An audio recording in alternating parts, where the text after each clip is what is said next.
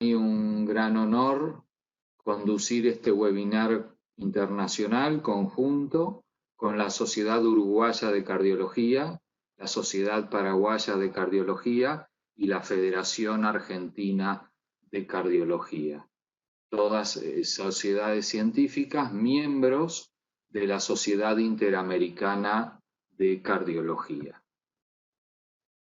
En los próximos minutos haré una breve introducción. Como les decía, el título de este webinar es Aterosclerosis, cómo detectarla y evaluarla, los beneficios del tratamiento.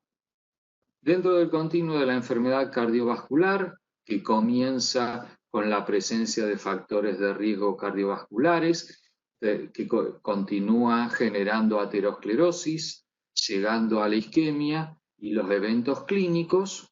Algunos pocos pacientes pueden desarrollar aterosclerosis y eventos clínicos sin pasar por la etapa de la isquemia tisular. Y el gran desafío de la enfermedad vascular hoy es detectar eventos clínicos más que detectar la aterosclerosis. Entonces, el médico clínico en el consultorio lo que debe lograr es identificar el riesgo de enfermedad cardiovascular y renal.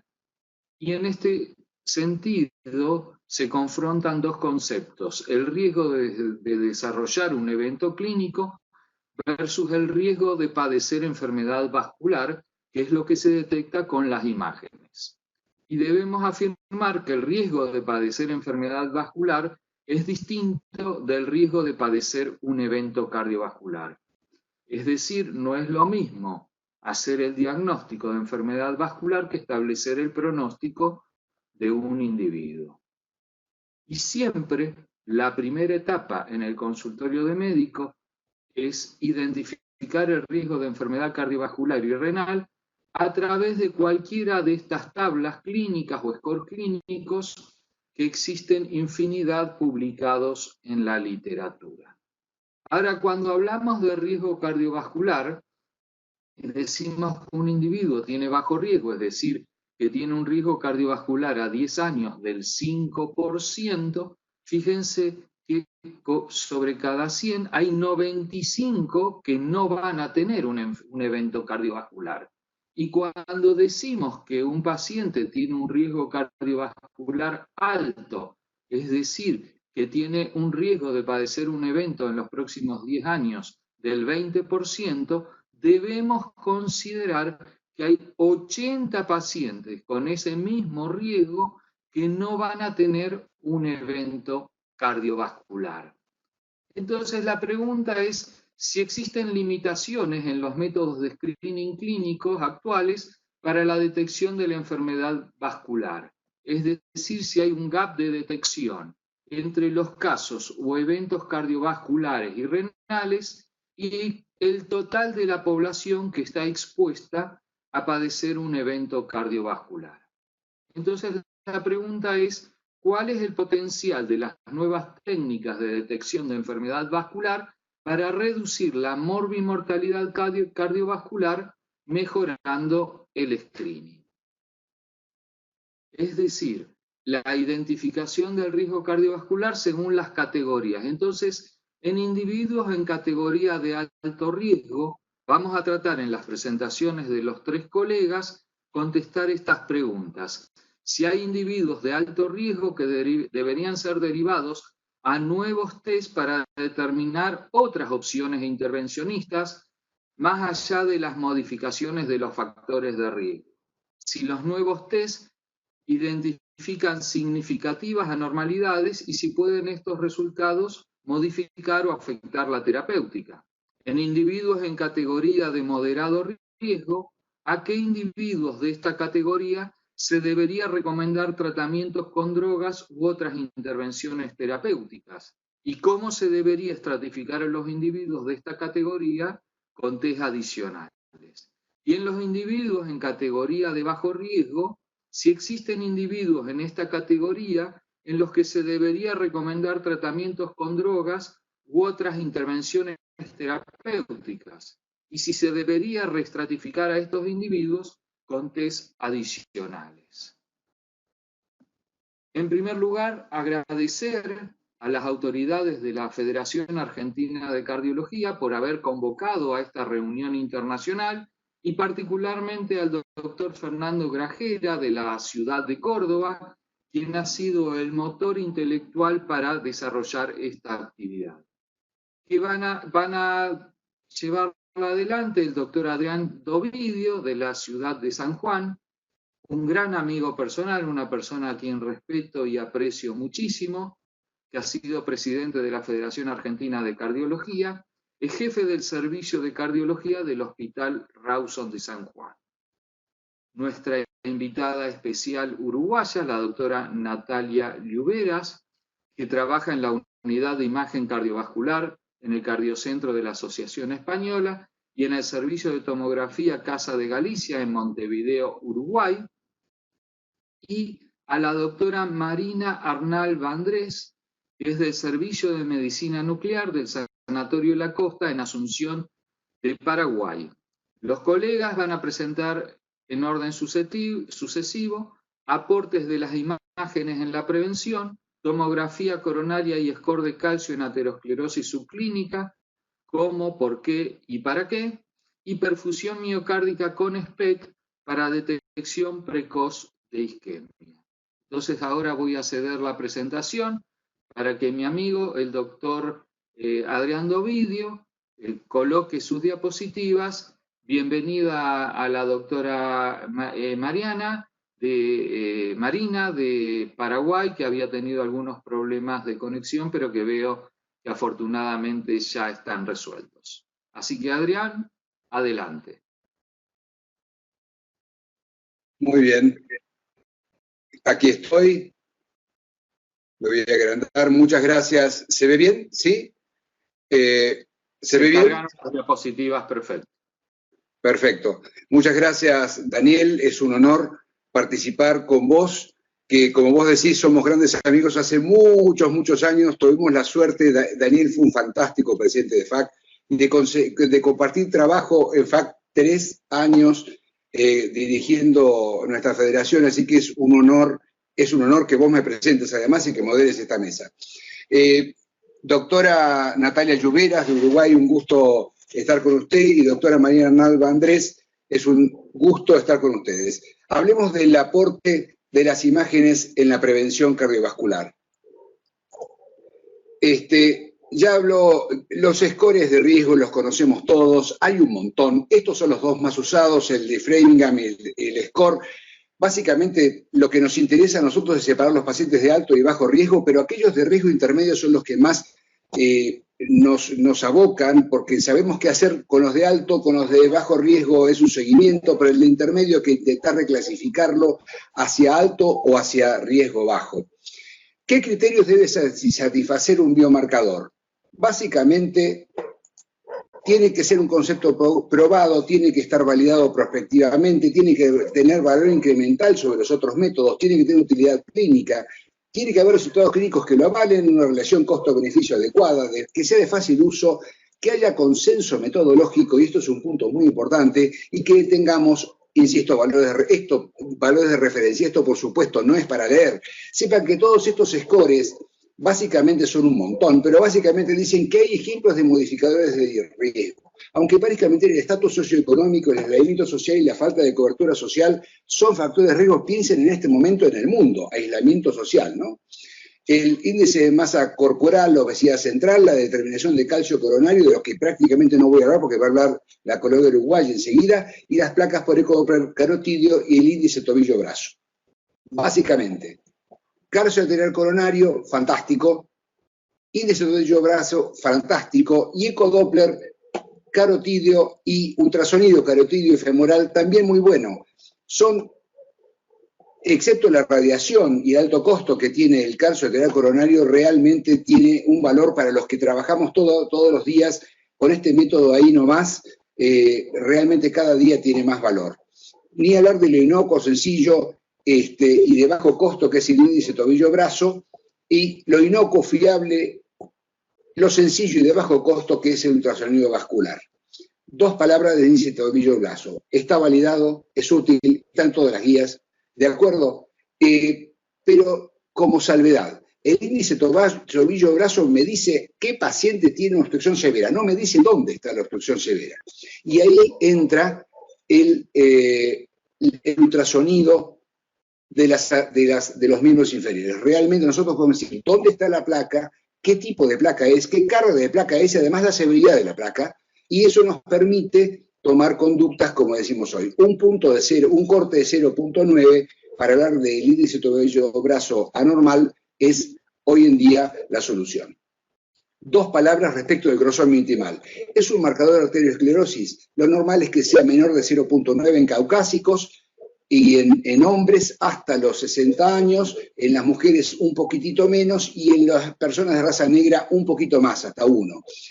Se dijo que sí durante muchos años, después hubo montones de trabajos hasta el año 2010 que dijeron que no, y se publica en el año 2010 sobre el estudio ARIC 13.100 pacientes, había un montón, fíjense, 7.400 mujeres, seguimiento a 15 años y hubo 1.802 eventos cardiovasculares mayores. Ellos dicen que detectar placa más que grosor intimal es muy importante.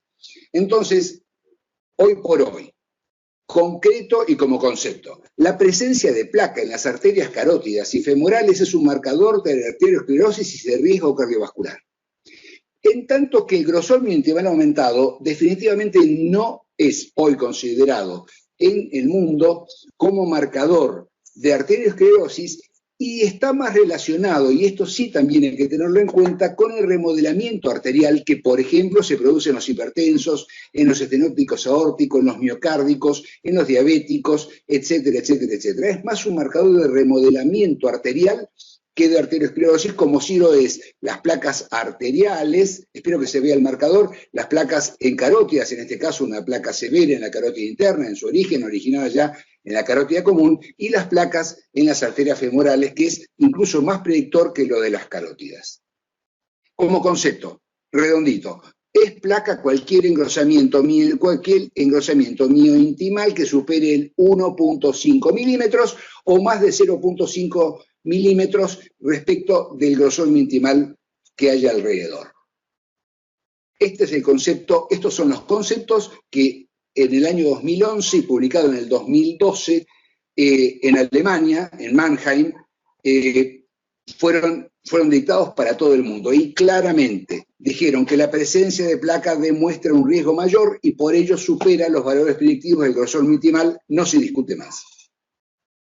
¿Qué estudiamos nosotros con ultrasonido? Anatomía, calibre vascular, cómo pulsa, la detección de flujo, la dirección del flujo, la velocidad del flujo para determinar si las placas son leves, moderadas o severas y si están presentes o no. Hoy podemos clasificarlas y caracterizarlas, no me voy a entrar mucho en esto, pero sepan que la textura y la ecogenicidad hablan de que las placas pueden ser 1, 2, 3, 4 o 5 de acuerdo a la cantidad de tejido fibrótico que tenga y tejido blanco. Las placas más peligrosas son las tipo 1, que son anecoicas, que pueden tener mucho componente blando, mucho colesterol, mucha hemorragia intraplaca, y son las más peligrosas, y las calcificadas son las menos peligrosas. Ya hace muchos años, en un análisis prospectivo de 818 pacientes que fueron sometidos en arterectomía carótida, se demostró que la alta densidad intraplaca y la hemorragia intraplaca son los únicos hallazgos histológicos asociados con vulnerabilidad de placa y eventos clínicos cardiovasculares. El punto es que hoy estas cosas las podemos llegar a ver. Así es como clasificamos las placas hoy. Sepan que en todo el mundo el método que se utiliza es el método que el estudio NACET allá fue publicado en el 94, determinó, esto es la carótida común, la carótida interna, la carótida externa, una extensa placa en el tercio distal de la carótida común y en todo el seno carotídeo. Miren qué interesante como concepto, las placas se forman donde el shear stress es más bajo, pero se rompen donde el shear stress es más alto, que es cuando aparece la placa, aparece aquí el cizallamiento que hace que el organismo se defienda fibrosando el origen de la placa, pero miren cómo esta placa en algún momento se rompió distal a esa zona de mayor contención del estrés.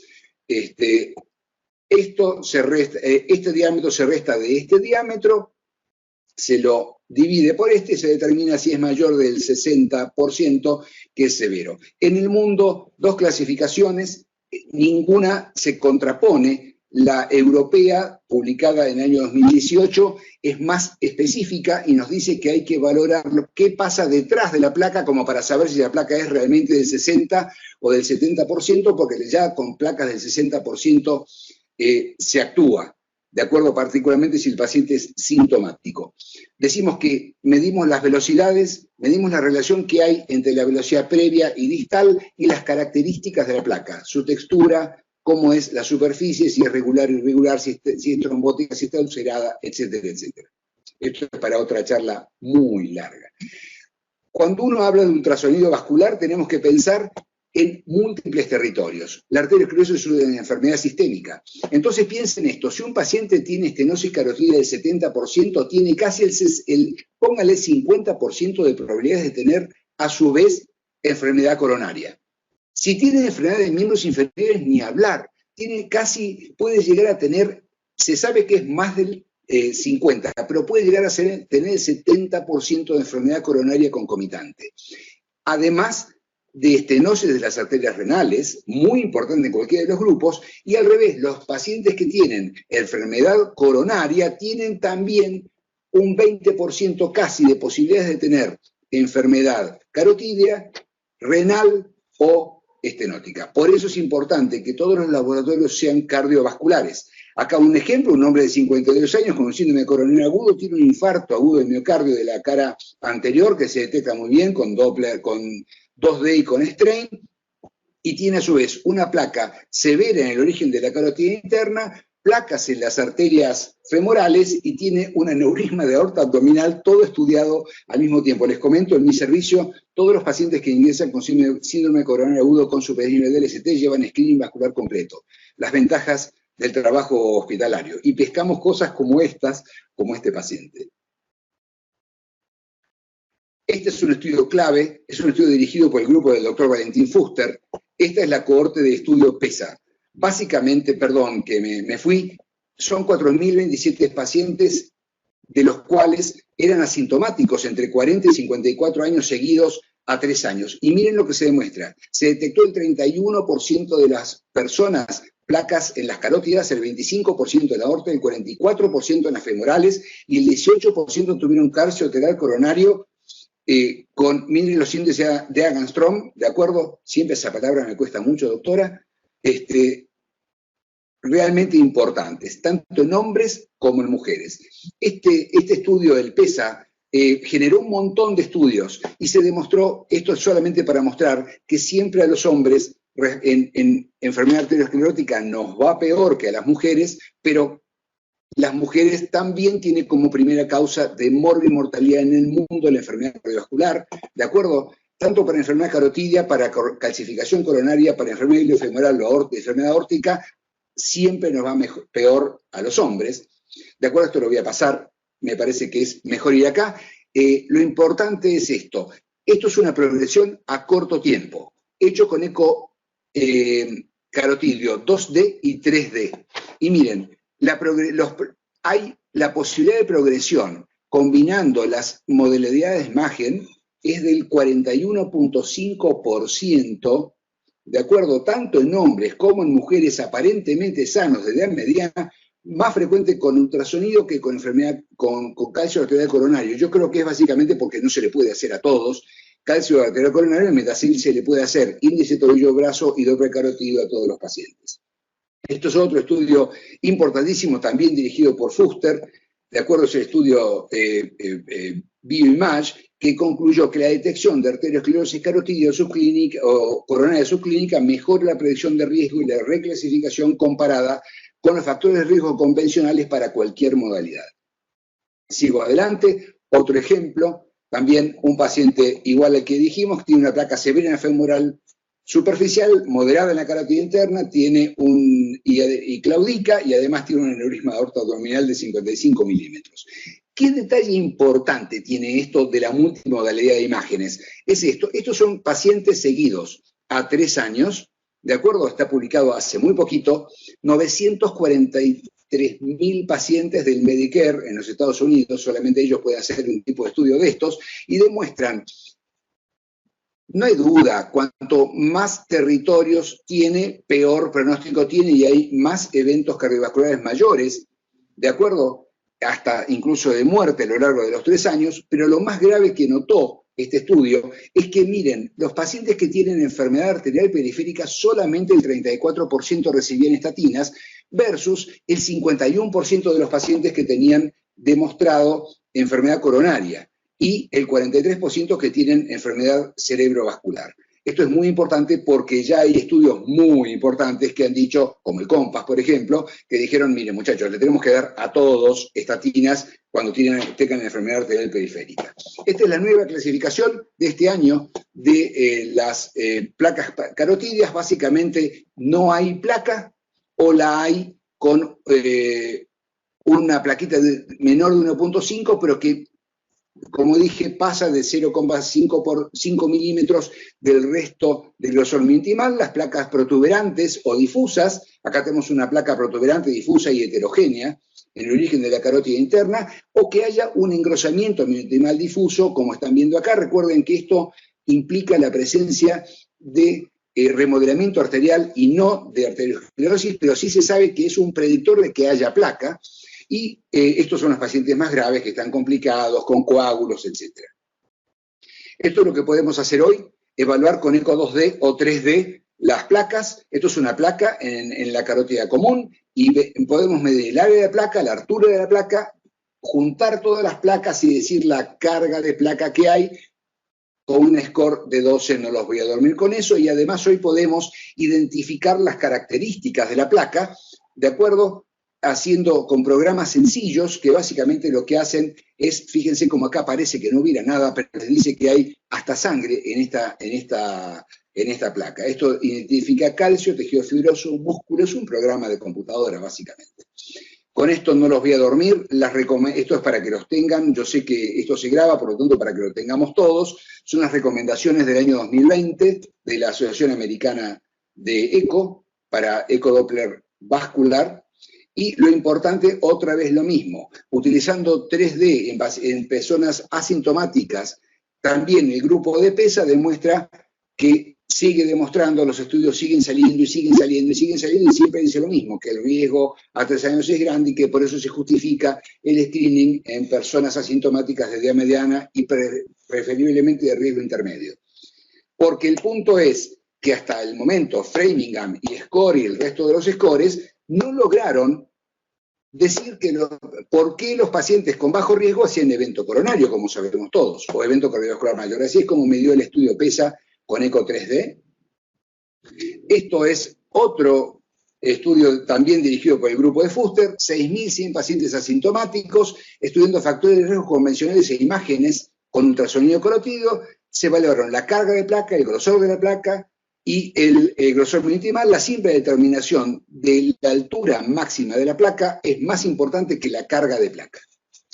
No obstante, en las últimas guías, año 2019, de prevención de...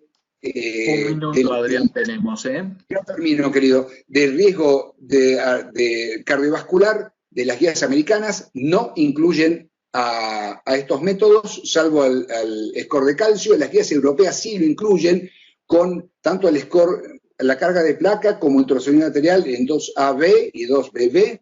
Los europeos nos siguen poniendo como que sí es importante tomarlo.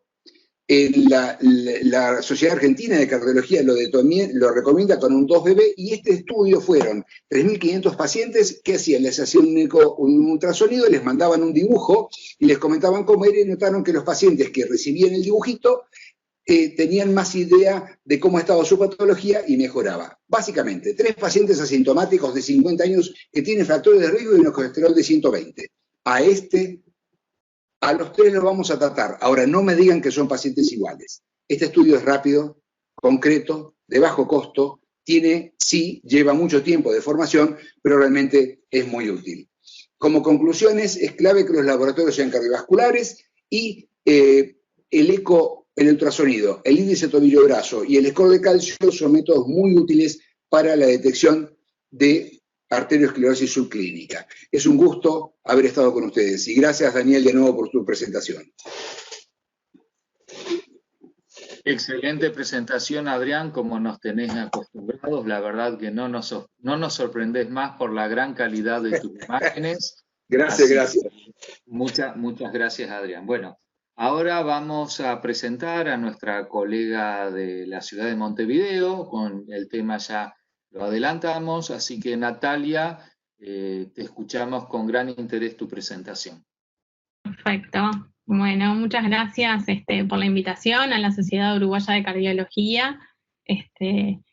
Y en estos minutos que tenemos vamos a poner un poco a punto lo que es la tomografía coronaria y específicamente el score de calcio en la evaluación de la aterosclerosis subclínica. ¿Y para qué lo usamos, por qué lo usamos y cómo lo usamos?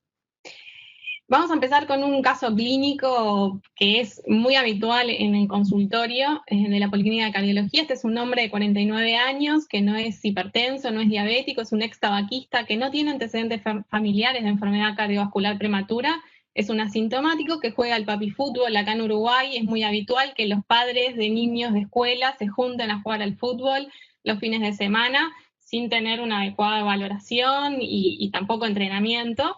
Pero está preocupado por lo que le pasó a un compañero de equipo que tuvo un infarto mientras estaba jugando un partido un fin de semana. Del examen físico no tenía nada a destacar y nos aportó un perfil lipídico que tenía un colesterol total de 236, un LDL de 158, un HDL de 39 y unos triglicéridos de 195. Si a esta persona asintomática, a este hombre, le hacemos evaluaciones por calculadores de riesgo tradicionales, por ejemplo, en este caso el norteamericano, vemos que este asintomático en particular está en un riesgo borderline, un 5,5% de eventos de riesgo de eventos a 10 años. Y si vamos a las pautas norteamericanas, lo ubicamos aquí en un riesgo borderline. Entonces aquí lo que hacemos con este paciente, sin duda alguna, es enfatizar su control de los factores de riesgo desde el punto de vista no farmacológico, pero tenemos que tener en cuenta si este paciente además tiene algunos factores que pueden hacernos aumentar un poquito más de riesgo para decidir iniciar tratamientos farmacológicos. Entonces, siempre acordémonos que además de los factores de riesgo tradicionales, tenemos que buscar algunos factores que pueden influir en el riesgo individual de las personas. Entonces, busquemos antecedentes familiares de enfermedad cardiovascular prematura, busquemos síndrome metabólico, enfermedad renal, condiciones proinflamatorias, en la mujer menopausia precoz o antecedentes de enfermedad hipertensiva del embarazo, como por ejemplo preeclampsia, y busquemos biomarcadores a nivel de la sangre, específicamente, por ejemplo, hipertrigliceridemia. Este paciente, esta persona en particular, dijimos 49 años, asintomático, que tenía este perfil lipídico, que tenía un riesgo a 10 años borderline, y que además no quería recibir ninguna medicación, tenía unos triglicéridos elevados de 195. ¿Qué hacemos con esta persona? En esta persona en particular se decidió en la discusión para iniciar tratamientos, la persona no quería, se decidió hacer un score de calcio coronario con los diferentes objetivos que vamos a ver ahora. Entonces, ¿para qué a esta persona se le solicitó un score de calcio coronario? Lo que nosotros queremos hacer, y ya lo dijimos, es evaluar la presencia de aterosclerosis subclínica. Y dependiendo del valor del score, ahí orientar el tratamiento y la intensidad del tratamiento. Entonces, el score de calcio, primero que nada, y la angiografía son estudios que son absolutamente diferentes. Si bien cuando uno pide una angiografía puede ser un score de calcio inicialmente, en una persona asintomática en general, y como vamos a ver, lo que uno solicita es un score de calcio coronario sin la parte de la angiografía coronaria.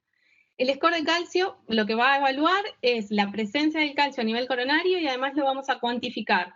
Es un estudio que no tiene contraste, se hace sin contraste y que tiene radiación, pero esta radiación es muy baja, es de aproximadamente 1 milisievert, y eso es importante considerarlo porque tenemos que considerar que a estas personas no es que le vamos a hacer un score de calcio anualmente, sino que quizá en su vida podría tener 2 estudios, 3 como mucho, pero no va a tener todos los años un score de calcio para evaluar aterosclerosis subclínica. La angiografía coronaria sí nos va a evaluar la presencia y la severidad de las estenosis coronarias. Es un estudio que es con contraste, que tiene mayor radiación que el score de calcio, y lo que está bueno es que también nos va a permitir identificar los componentes de las placas de aterosclerosis, como vamos a ver posteriormente. En relación al score de calcio coronario, nosotros lo que se realiza es imágenes sin contraste, vemos las densidades según las unidades Hanfield y se realiza un ROI en donde está la placa de calcio y el aparato nos da un valor de score de Aston, que en este caso en particular, dependiendo del área y la densidad máxima que tengan esas unidades Hanfield, nos va a decir cuánto es el score. Entonces, en este paciente en particular, en donde se le solicitó un score de calcio coronario, como ven, el resultado de este score es de 186 unidades Aston, lo que lo ubica en un percentil 95 para la edad y el sexo. Y este punto es fundamental.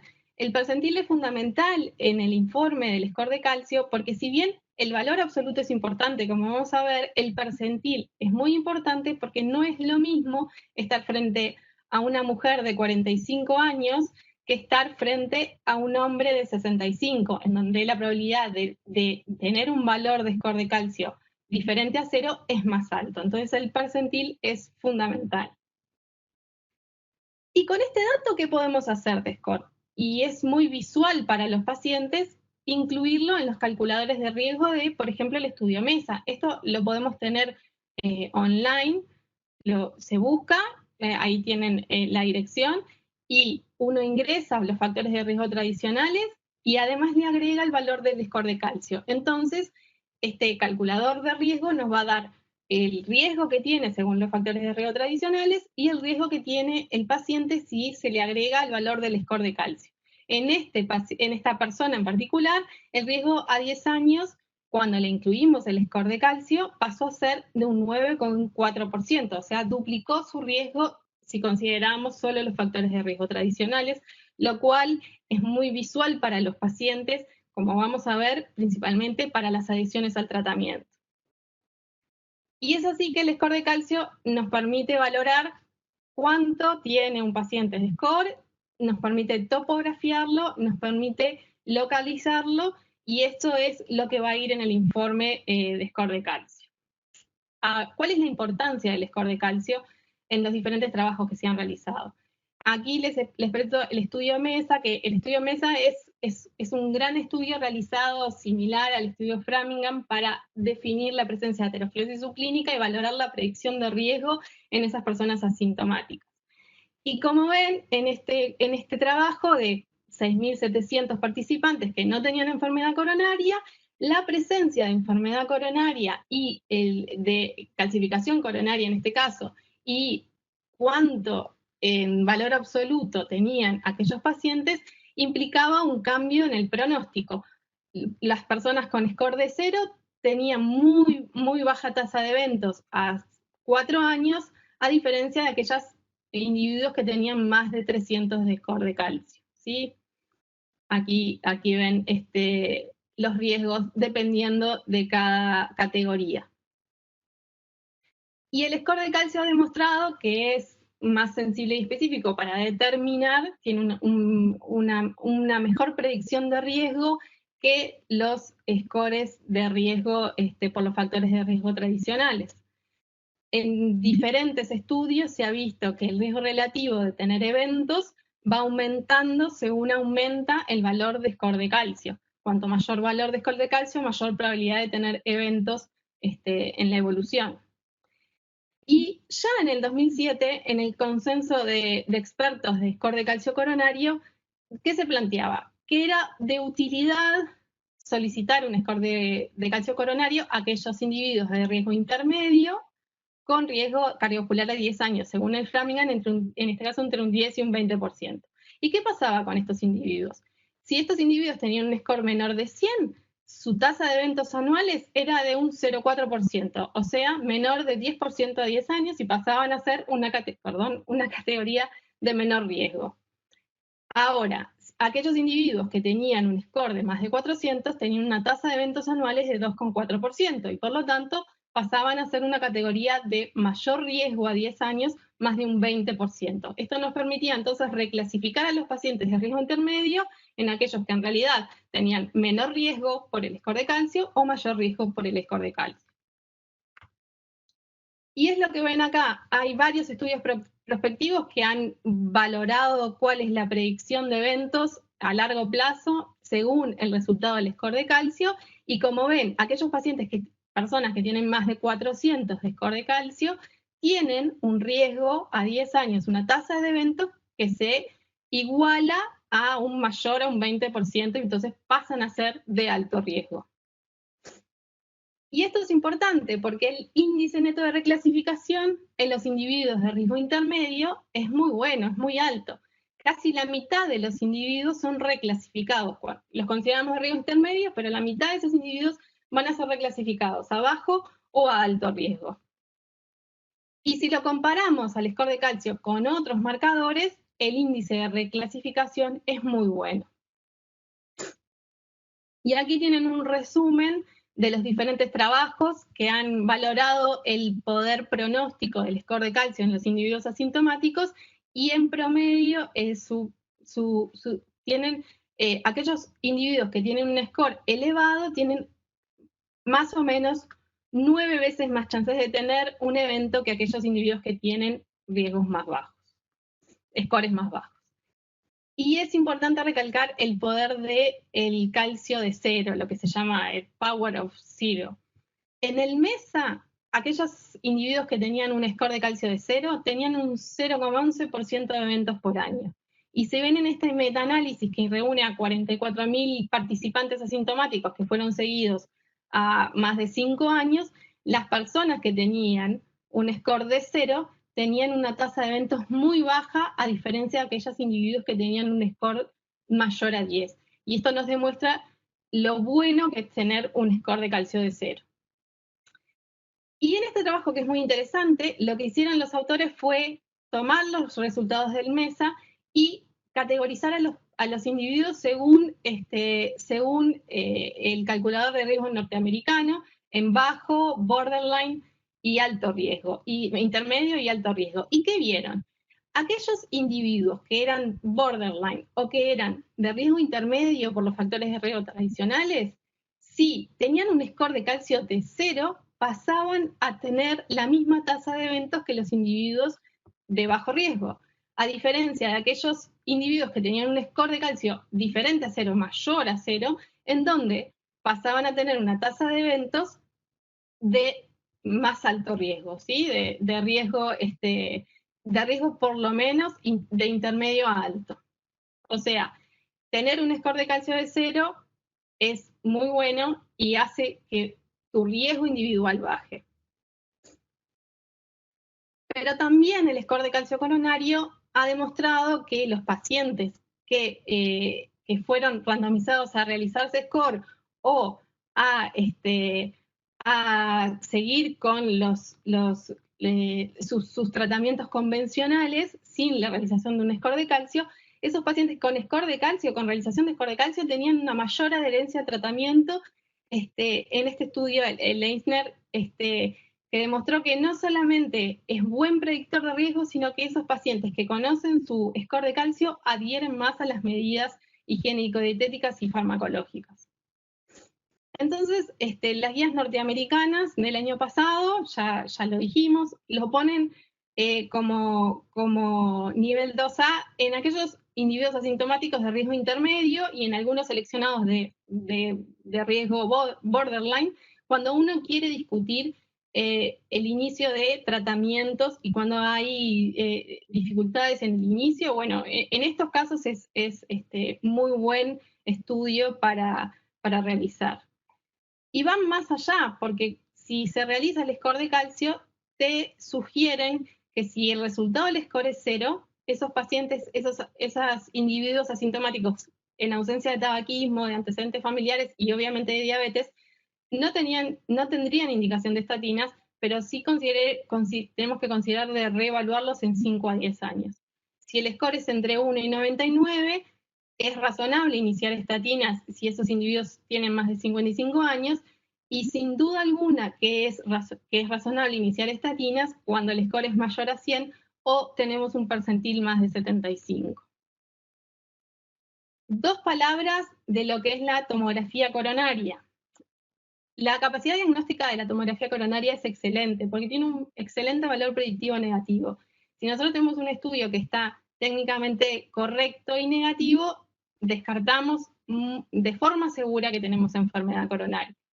Tenemos un minuto, Natalia.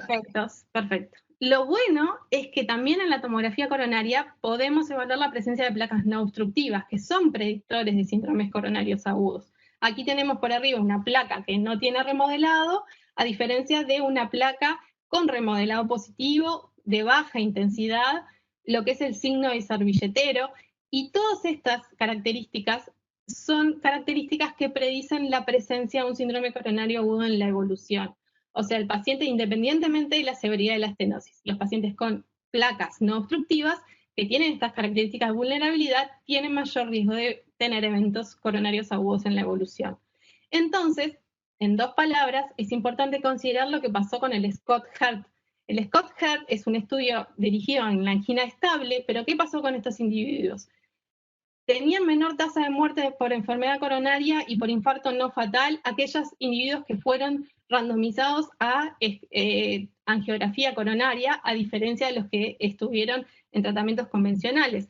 Y eso no fue debido a una mayor revascularización. Entonces, los autores del Scott-Hart están planteando la realización de un segundo estudio, que es el Scott-Hart 2, en donde lo que van a incluir es pacientes asintomáticos, no con angina estable o con síntomas, sino que asintomáticos, y van a utilizar la tomografía coronaria con contraste como screening de enfermedad aterosclerótica y de tratamiento. Para esto vamos a tener que esperar hasta el 2027 para tener los resultados. Entonces, como conclusión, el score de calcio coronario, el calcio coronario es un signo precoz de aterosclerosis, lo podemos detectar, topografiar y cuantificar, es predictor de eventos, es útil en la evaluación de riesgo cardiovascular porque permite definir conductas. La angiografía coronaria es excelente como diagnóstico de esteroesclerosis, y podemos ver las características de placa vulnerable, pero aún no la utilizamos en el screening. Vamos a esperar a ver qué sucede en los próximos años. Muchas gracias. Muchas gracias, Natalia. Muy interesante tu presentación. Están llegando ya las primeras preguntas. Al final de los relatos vamos a hacer una buena sesión de preguntas y respuestas. Quiero agradecer al auspiciante de esta reunión, el Laboratorio Baliarda, por el apoyo irrestricto para llevarla adelante. Ahora tengo el gusto de presentar a la doctora Marina Arnal, de la ciudad de Asunción de Paraguay, en representación de la Sociedad Paraguaya de Cardiología. Bienvenida, Marina, y es todo tuyo la pantalla. Bueno, buenas noches. Gracias por la invitación al comité organizador, en especial a la Sociedad Paraguaya de Cardiología. Y es todo un reto hablar de este tema con cardiólogos. Y vamos a enfocar la presentación desde el punto desde la visión del médico nuclear. ¿Qué tiene la medicina nuclear para ofrecerle en la práctica clínica? ¿Sí? Bueno, los estudios de perfusión miocárdica son estudios que tienen alta sensibilidad y especificidad por encima de un 75-85% de acuerdo a los diferentes estudios. Es una técnica que tiene buena reproducibilidad, objetiva, y dispone de imágenes de cuantificación automática de las imágenes, no como antiguamente, que eran solo imágenes de tipo cualitativa. El uso de las imágenes híbridas han mejorado considerablemente las técnicas para quitar o desestimar esos esas limitantes que por mucho tiempo fueron una piedra en el camino para esta técnica.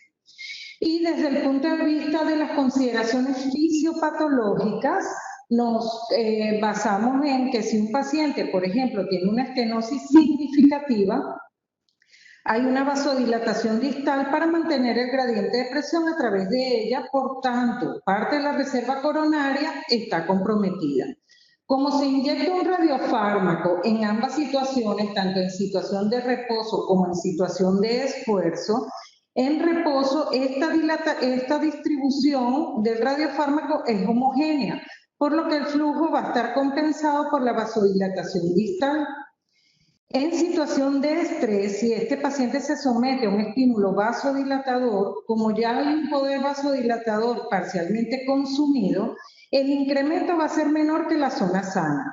Entonces medimos en líneas generales, es la alteración de la reserva del flujo que se traduce en una heterogeneidad de captación del trazado. Utilizamos como radiofármaco el tecnesio 99 marcado con el Zetamib y por mucho tiempo se utilizó el Talio 201. Prácticamente en algunos centros aún se utiliza, pero ha quedado un poco en desuso por la baja calidad de las imágenes y su alta radiación. El Zetamib es un radiofármaco fácil, disponible en la mayoría de los centros, es de la familia de los isonitrilos y su mecanismo de acción se basa en que pasa las membranas celulares pasivamente manteniéndose intracelular por el potencial electronegativo de las membranas. Y como ya mencioné, utilizamos dos tipos de estudios para poder concluir a un paciente, el estudio de reposo y el estudio de esfuerzo. Hay diferentes protocolos, podemos utilizar el estudio de esfuerzo de un día comenzando con reposo o viceversa comenzando con el estrés.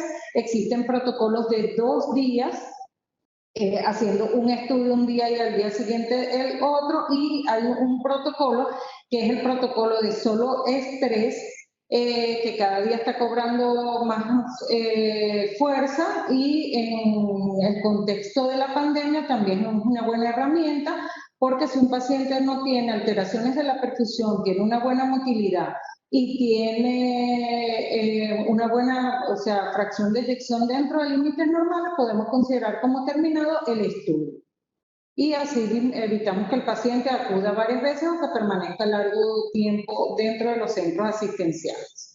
Entonces, como mencioné, existen 2 tipos de esfuerzo, la ergometría y el estrés farmacológico, que lo utilizamos básicamente cuando existe discapacidad física, enfermedad vascular periférica, ACV o alteraciones neurológicas, EPOC, infarto, etc. Algunas son terapias son relativas, indicaciones relativas, porque, por ejemplo, la terapia con betabloqueantes, si el paciente puede suspender este tipo de medicamentos por lo menos 48 horas antes, es suficiente para hacer esfuerzo. Mientras más fisiológico sea el estudio, es mejor.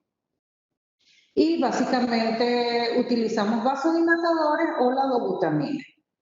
Evaluamos el corazón en los 3 cortes, en el eje corto, eje largo vertical y el eje largo horizontal, y vamos a establecer como patrones 3 patrones básicos: el patrón normal, que es cuando evidenciamos tanto en situación de esfuerzo como de reposo una captación homogénea del trazador; el patrón isquémico, que es cuando evidenciamos un defecto de captación de diferentes intensidades, pero que en situación de reposo revierte totalmente; y la situación de isquemia o necrosis, que es cuando evidenciamos un defecto de perfusión que se mantiene igual en ambas situaciones.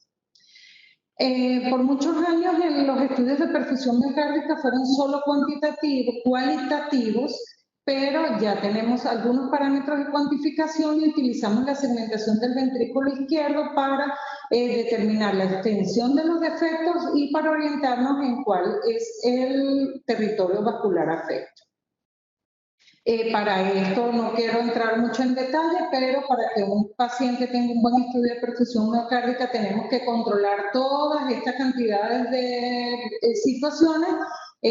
Son aspectos técnicos, pero que hay que considerar para garantizar un adecuado estudio Y existen las aplicaciones clínicas de los estudios de perfusión miocárdica, son ampliamente conocidos, pero básicamente quiero hacer énfasis en cuanto a la estratificación, al pronóstico y de los pacientes, sobre todo en los de score intermedio y en algunos grupos especiales, sobre todo en los pacientes diabéticos, que sabemos que muchos cursan con enfermedad coronaria asintomática, síndromes coronarios agudos, síndromes metabólicos y contenido de calcio aumentado para complementar el diagnóstico. Y esto lo conocemos, el teorema de Bayes, ¿verdad? Que es la relación entre la probabilidad pre-test y post-test de enfermedad coronaria. Y sabemos que si un paciente tiene un riesgo bajo, pero un estudio de perfusión miocárdica positivo, pasa inmediatamente a ser un paciente de alto riesgo y viceversa. Un paciente de alto riesgo con un estudio de perfusión miocárdica pasa a ser un paciente de bajo riesgo. Y esto está comprobado en muchos estudios donde acerca aproximadamente un 0.6% de probabilidad de eventos cardíacos a 5 años. Nosotros vamos a evaluar tanto la perfusión como la función y vamos a evaluar si el paciente presenta defectos fijos, defectos reversibles, podemos evaluar el tamaño de las cavidades, la actividad pulmonar post-estrés y la dilatación transitoria del ventrículo izquierdo, que aquí me quiero detener un poco porque es un parámetro que es subestimado en muchos de los servicios de medicina nuclear, pero que constituye una herramienta importante. Es el aumento del volumen de las cavidades cardíacas en esfuerzo y su valor clínico, sobre todo, es cuando se acompaña de perfusión anormal en pacientes diabéticos, más allá de los hallazgos de la perfusión, y cuando se acompaña de prueba de estrés positiva, hay que sospechar, y tenemos la presencia de dilatación transitoria del ventrículo izquierdo, sospechar de una isquemia balanceada, enfermedad de 3 vasos y enfermedad microvascular severa. Podemos cuantificar los defectos y ver la masa miocardial. Y podemos hacer el cálculo de la fracción de eyección de los volúmenes ventriculares y evaluar la motilidad segmental.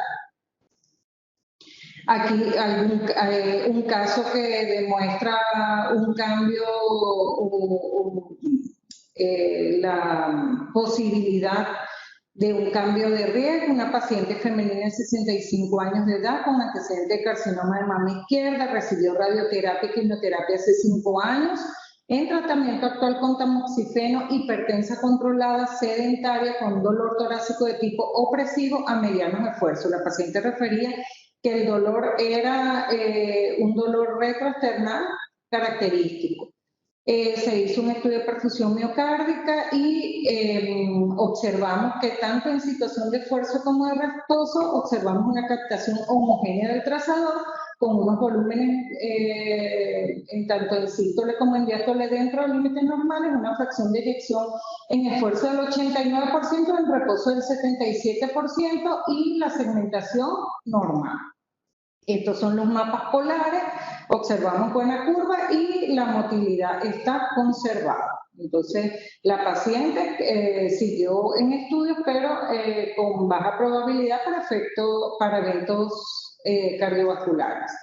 Y este siguiente caso, un paciente masculino de 72 años de edad, hipertenso controlado, con dislipidemia, diabetes mellitus tipo 2, bloqueo completo de rama izquierda, 15 días de esfuerzo de disnea a grandes esfuerzos y dolor torácico tipo molestia. Se realizó un estudio con dipiridiamol y el paciente, aunque no presentó clínicamente, no fue positivo para isquemia miocárdica durante el estudio, evidenciamos que en situación de esfuerzo un intenso efecto de perfusión a nivel de la cara inferior, y quiero resaltar, a nivel de toda la cara inferior, el ápex, observen aquí, y el segmento lateroapical, que revierte totalmente en el ápex y en la cara lateroapical, pero que en la cara inferior revierte de forma parcial. Aquí podemos observar un extenso efecto de perfusión de aproximadamente un 28% y el paciente fue a tratamiento quirúrgico. Este es un estudio publicado en febrero del 2020 de un grupo europeo donde se reunió un grupo multidisciplinario, cardiólogos, médicos nucleares, radiólogos, intervencionistas, clínicos, e hicieron un metaanálisis de todos los estudios y observaron las diferentes ventajas y desventajas y todos los aspectos técnicos de las diferentes modalidades de evaluación para detección de isquemia miocárdica. Y en cuanto al SPECT, bueno, es una técnica que está disponible, que tiene parámetros de cuantificación, que ha mejorado sustancialmente con el uso de las imágenes híbridas, pero sobre todo la medicina nuclear tiene una técnica prometedora que ya está en uso. Actualmente nosotros en Paraguay no disponemos de esta técnica, disponemos que es la técnica del PET-CT. Esto va a venir a sustituir mucho, en algunos casos, las técnicas de SPECT.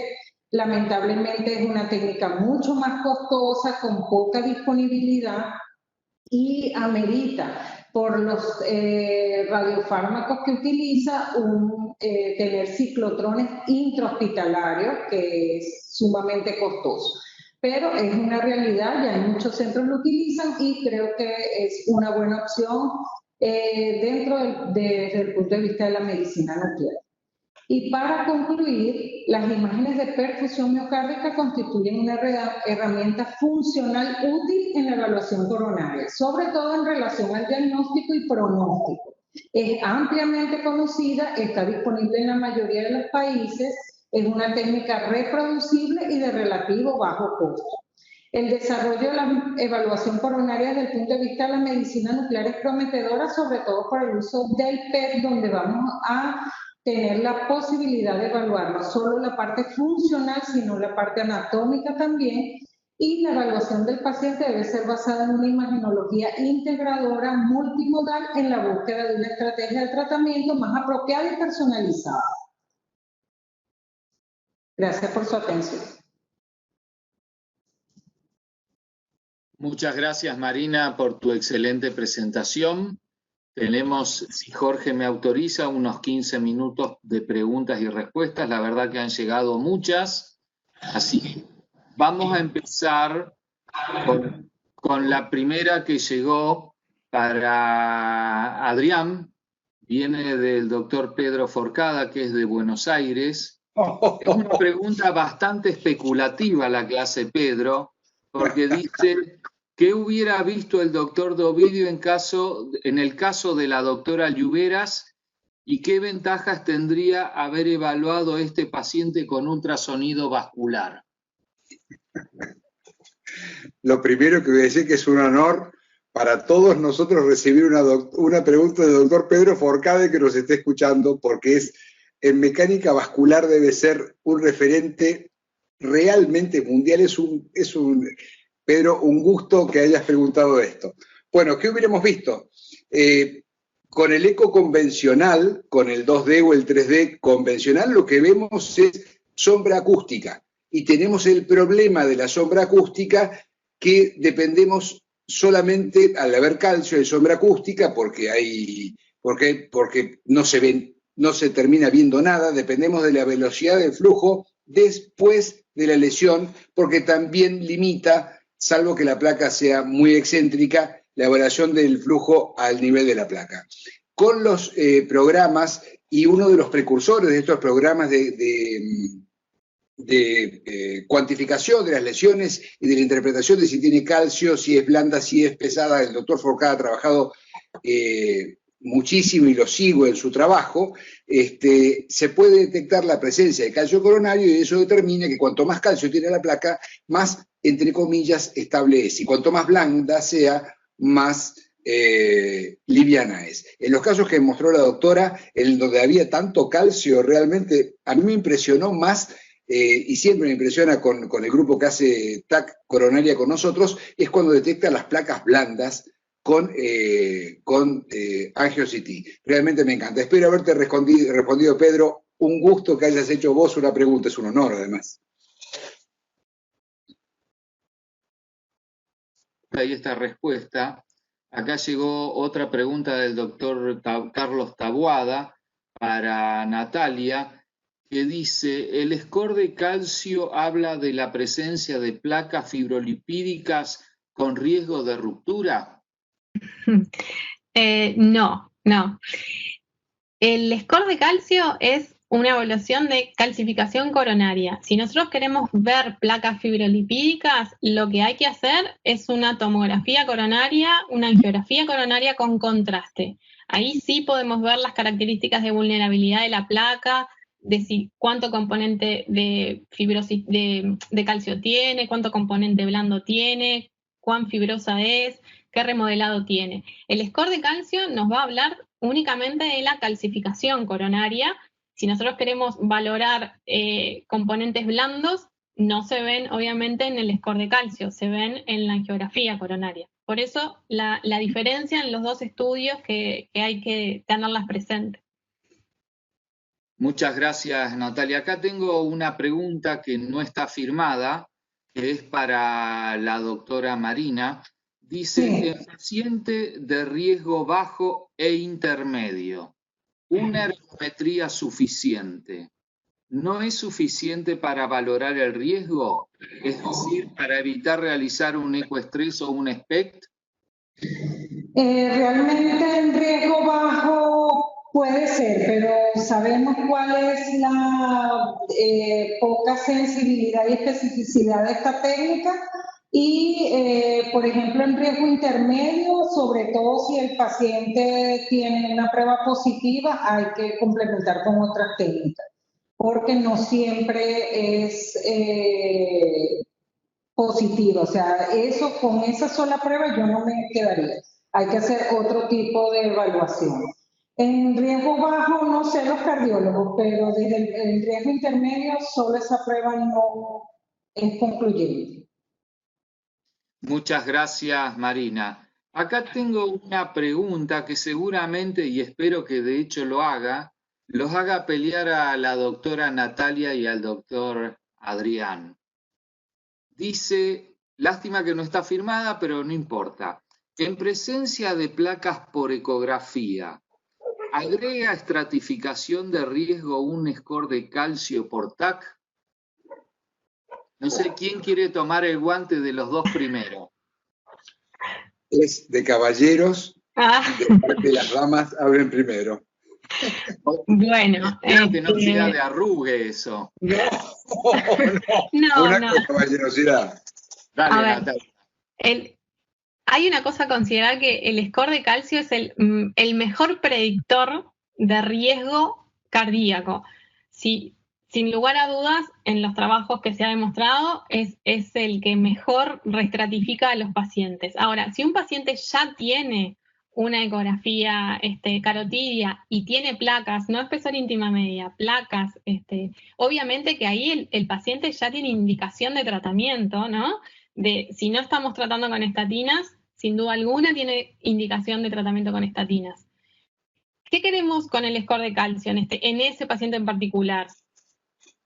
Si ya le iniciamos tratamiento, eso no va a cambiar por el resultado del score, muy probablemente, porque ya vimos que la presencia de placas en otros territorios asocia muy frecuentemente la presencia de placas en otros territorios.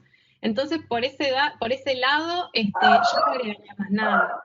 Queremos hacer una intensificación de tratamiento, y bueno, si tiene placas, probablemente tenga necesidad de dosizar la estatina. Entonces, en el caso en particular de que si ya tenemos evaluado un paciente con ecografía carotidia y tiene placas, el valor del score de calcio va a estar un poco más limitado porque no nos va a variar mucho. Entonces me puse al lado del doctor Ovidio y no sé si estoy agarrándome en la discusión o bueno, es realmente lo que pienso.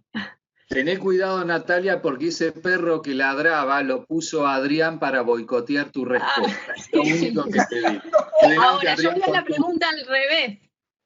No, pero vamos a dejar que Adrián se defienda ahora. Sí.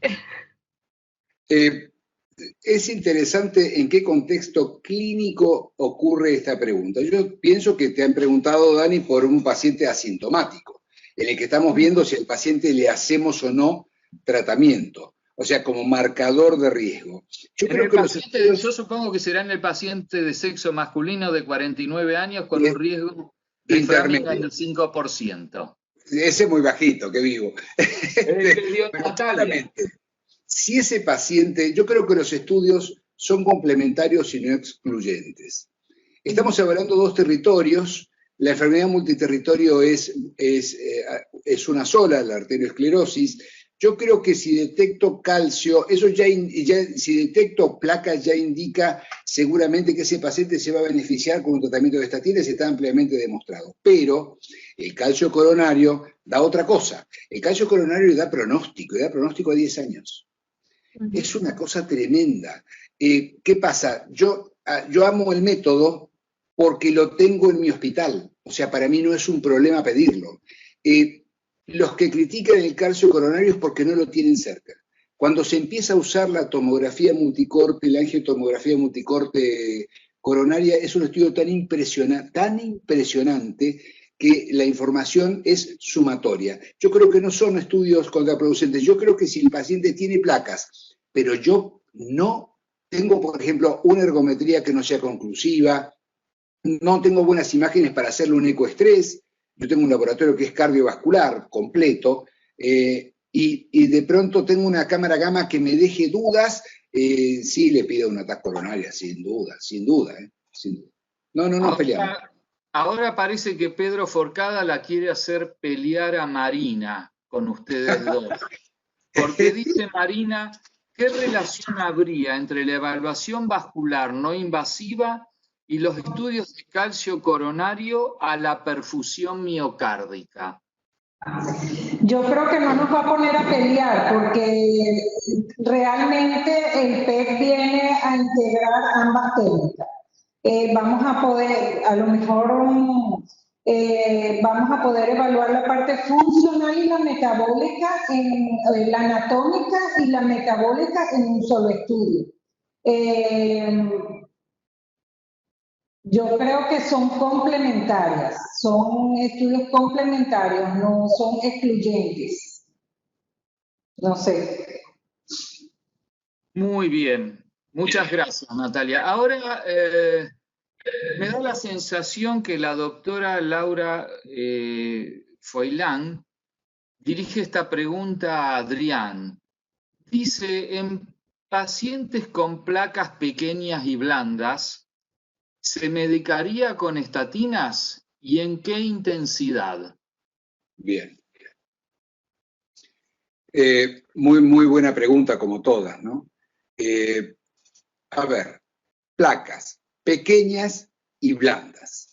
La intensidad, acuérdense, la placa hipoecogénica, aquella placa que es tipo 1, que no toca el tipo 2, hay que pensar seriamente en la posibilidad de que esa placa es una placa potencialmente peligrosa. Lo primero que haría, supongo que será, le pongo Doppler color, porque ahí es donde voy, o alguna de las técnicas, el angiopower, etcétera, para determinar si la placa tiene severidad. Hay veces que nosotros vemos una placa pequeña y cuando le ponemos color, vemos un análisis y las placas tienen velocidades enormes, ¿de acuerdo? Yo creo que sí, con placas pequeñas, a ese paciente hay que darle estatinas, y en cuanto a la intensidad, ahí me voy a todos los scores de riesgo que hay para determinar la intensidad del tratamiento. Yo tengo varias dudas con esto de las intensidades con las que se medica, ¿de acuerdo? Porque hay que estudiar cada paciente en particular, porque no es lo mismo que yo trate un paciente con placas pequeñas que es diabético, hipertenso, fumador y obeso, a tratar una mujer que tiene placas pequeñas y que está haciendo un control ecocardiográfico de vaso de cuello y corazón porque quiere jugar al hockey. Entonces depende cada paciente. Si ponemos dos pacientes exactamente iguales, hombre y mujer, que no tengan otro factor de riesgo más que la dislipemia, elegiría un tratamiento más liviano, y si tuviera más factores de riesgo que lo metan dentro del riesgo intermedio para arriba de los scores del score o del Framingham, sería un tratamiento con estatinas más intenso. Bueno, acá tengo dos preguntas del mismo colega, que es Diego Cesario de Villa Constitución. Le voy a dejar hacer las dos preguntas porque es amigo mío, si no, haría una sola. Son a vos, Natalia. Dice, la primera es, ¿el score de calcio es tardío? Y la segunda dice, hay estudios que demuestran que aquellos pacientes con score de calcio elevado tienen beneficios con el tratamiento con estatinas. Es otra pregunta. Sí. Si hay estudios. En lo de tardío, supongo que estábamos hablando de que si aparece el score de calcio en la evolución de la edad de las personas. Está demostrado que con el correr de la edad aparece calcio. El tema es cuánto aparece dependiendo de la edad de la persona. Por eso especifiqué lo de los percentiles, porque es importante definir, no es lo mismo un score de calcio de 2 en una persona, en una mujer de 40 años, que va a tener, eso va a ser un percentil altísimo, a un score de calcio de 2 en un hombre de 75 años. Entonces, lo de la pregunta de si el score de calcio es tardío, podemos tener score de calcio en edades más tempranas. El valor del score es súper importante, y no tanto en edades más tempranas el valor absoluto, sino el percentil, porque ahí nos va a cambiar el riesgo, sin lugar a dudas. En relación a la segunda pregunta, que era si hay estudios con estatinas que demuestren prevención según el score de calcio. Sí, claro que sí. ¿Por qué? Porque en los trabajos de score de calcio, reestratificar a los pacientes lo que mostraba era que los pacientes con score de calcio elevado tenían un riesgo similar a los pacientes de alto riesgo. Los pacientes de alto riesgo tienen indicación de estatinas a dosis elevadas. Entonces, es por eso que el score de calcio permite reestratificar y iniciar tratamientos o inclusive cambiar las intensidades de tratamiento. Pues si tenemos un paciente con un score de calcio muy elevada, va a requerir estatinas y a dosis alta, porque su riesgo es similar a un riesgo alto por los factores de riesgo tradicionales. Les voy a pedir disculpas a todos los asistentes. Hubo 230 asistentes. Les voy a pedir disculpas porque no va a haber tiempo para hacer todas las preguntas, pero después durante la semana se pueden contestar las preguntas. Ustedes pueden mandárselas a los relatores y ellos le van a contestar. Entonces, voy a cerrar con la última pregunta para Marina, que dice, en pacientes con riesgo intermedio, en pesquisa de isquemia, ¿me inclino a perfusión miocárdica o ecoestrés? Esta es una pregunta del doctor Neme Sheikh de Tucumán.